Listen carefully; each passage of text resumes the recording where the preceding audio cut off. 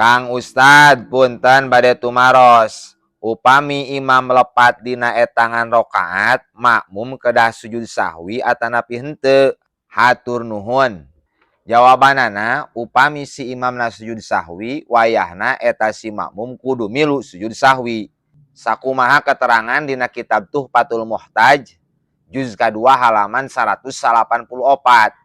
Fa'in sajada imamuhu, lamun masih imam na sujud sahwi, lazimahu mutaba'atuhu, maka wajib kasih makmum nuturkeun imam sujud sahwi.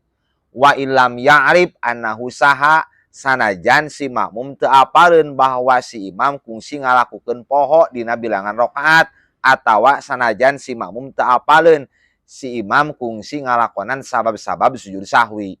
Lamun makmum henteu sujud sahwi tatkala imam na sujud sahwi, batal salat na si makmum.